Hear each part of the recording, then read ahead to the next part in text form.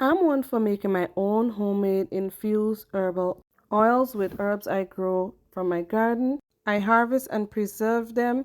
I also make my own tea bags right here, again from herbs that I grew in my garden. And I do a lot of natural homemaking, and I prepare different homemade remedies like this garlic honey I made last year.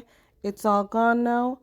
And I have the garlic that I'm going to use in my cooking, and believe it or not, it's tasty. And now it's springtime, so I had to make another jar of this honey garlic.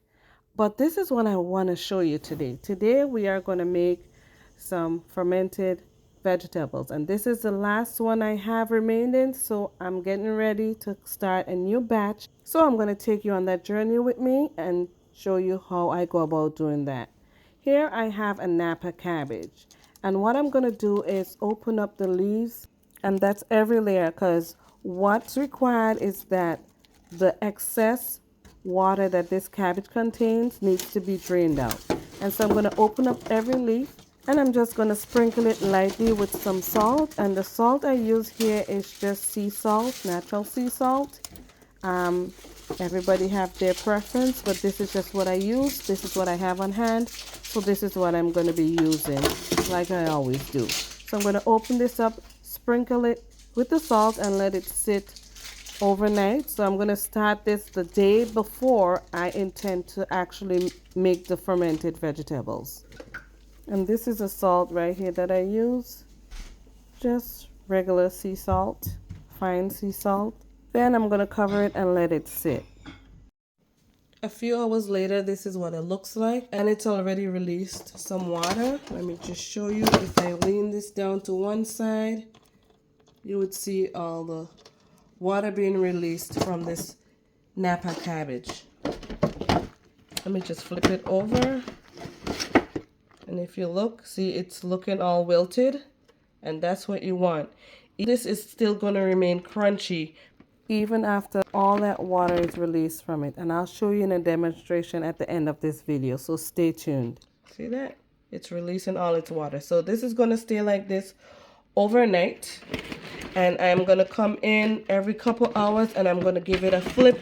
Just flip it around, not adding any more salt to it, because this would hold on to the salt if you add too much salt. So you want to add just a small amount of salt, so that way the salt would assist in dehydrating this cabbage. That's pretty much what the salt is for.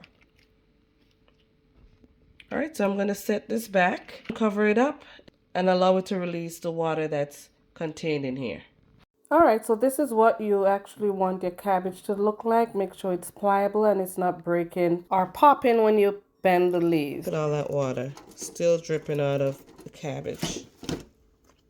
Now I did allow the cabbage to sit a little bit longer because I was not quite satisfied with the amount of water that it's released. But now look at it. It's very much more the way I want it to be. The leaves are bending nicely. It's nicely wilted. It's not breaking or popping when I push on it, no matter how hard I push on it. So that's exactly how I want this to be. Now I'm going to give it a good rinse. I'm going to rinse it like 3 or 4 times. Rinsing out all that salt that I put in there to dehydrate the cabbage. Now that I'm satisfied with the salt, the amount of salt content in this cabbage, because of course I tasted it, I am just gonna drain all that water and allow it to sit in this colander here, where it can continue to drain all the excess water out of the cabbage. And then I'm gonna go ahead and prepare my other vegetables and everything else I need to put in this recipe, which could be a little bit tedious and time consuming. But nevertheless, we're going to make our fermented vegetables. All right, now for the fun part. What I have here is some pears. Normally I would use Asian pears, but these work well. I have garlic, I have fresh ginger, I have also some scallions, and I'm going to use the bottom part of the scallions. And what's a must in this recipe is this daikon radish. All right, so now I'm gonna peel this daikon radish and cut it up in the preferable size that I wanna have it. I'm also gonna use my own home green cayenne peppers right here that I grew, harvested, and dried. I'm also gonna use this fish sauce here, and it's a Thai fish sauce, which gives it a great flavor.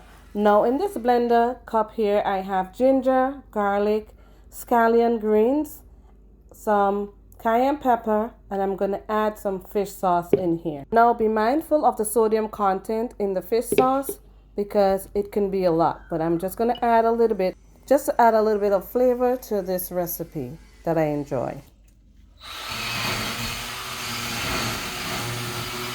Now while this is being blended up, I am going to add the vegetables to this bowl, which is a cabbage, and sometimes I do cut this up into smaller pieces and sometimes I leave the cabbage leaves whole. I also added some carrots that I chopped up in here. So we got the carrots, we have the scallion here, we have the pears, and the pears give it a nice sweet blend. And some people would add sugar, but I don't.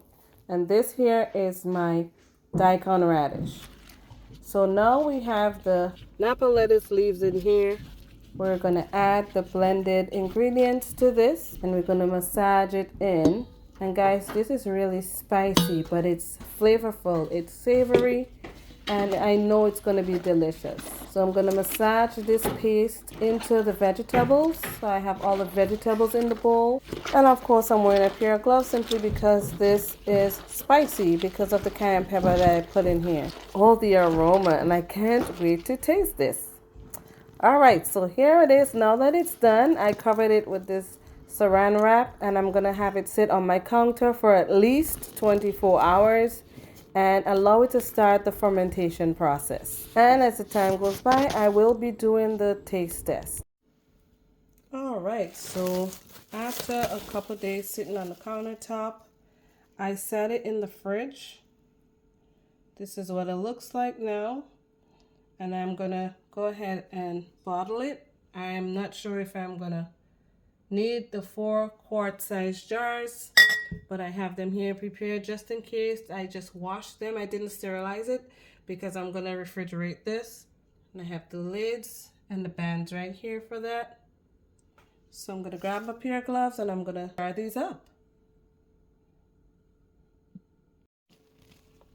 All right.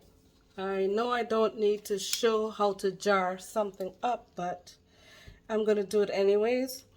Some people would actually fold these this way and stuff it in the jar. These gloves are definitely not my size. It's too big. But just like so, and stuff it in the jars. But it doesn't matter to me.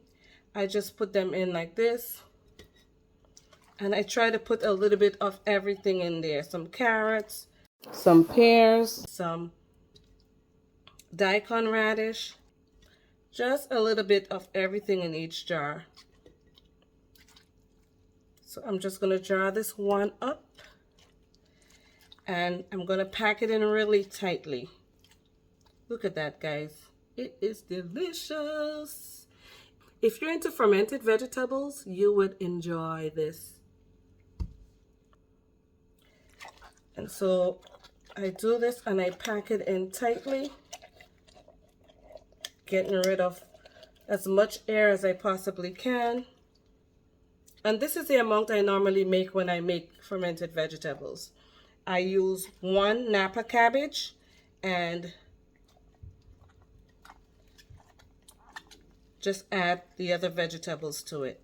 And you can add pretty much any type of vegetable to this. Just remember, if it's a vegetable that holds a lot of water, you want to make sure you salt that the night before, so that way you extract as much of the liquid as possible from it.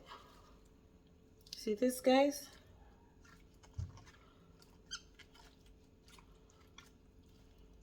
There's so much health benefits in consuming fermented foods. And then the different textures you'll get in here. I'm going to add a little bit of I have my spoon here. So what I normally do is just add a little bit of the juice in it.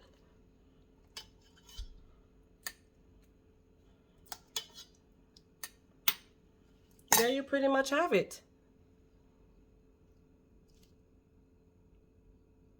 So I'm going to go ahead and fill another jar. And once I'm done doing this, I'll show you what it looks like. So this is the amount of vegetables that I fermented using that 1 Napa cabbage. if I were to be honest, I was eating this for a couple days now. And normally I would get 4 quarts out of the amount of vegetables I put in here, because I have not a specific measurement, but I average how much vegetables I use. But with that said, I'm going to go to a taste test, and I want to show you guys a little bit of the texture of the vegetables in this fermentation process. All right, so this is the fermented vegetables right here. I have some on a plate, and I'm going to taste the carrot first so you can hear the crunch.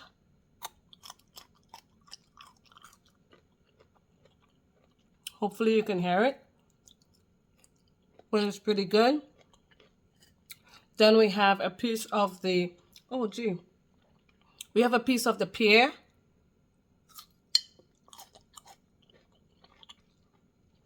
Crunchy still. So good. Spicy and flavorful. Then we have a piece of celery.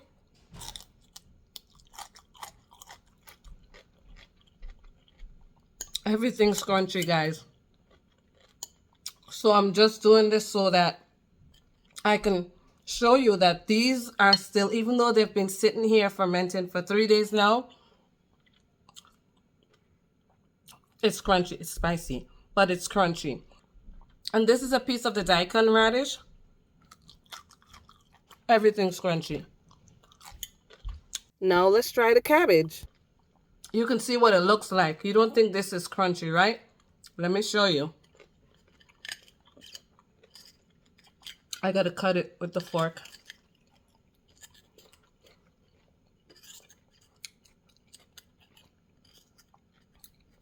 This is so good. I love this. Listen, guys.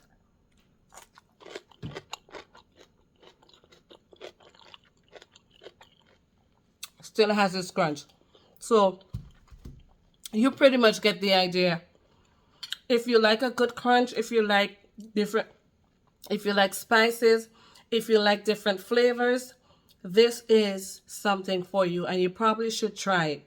And it's going to taste different to what they sell in the supermarket. I've never had the one from the supermarket, but I guarantee you, if you make your own, it's going to be delicious. I hope you enjoy this video. And if you make fermented vegetables or kimchi, please leave a comment in the comment section below. As always, thank you for watching, and I'll see you on the next upload.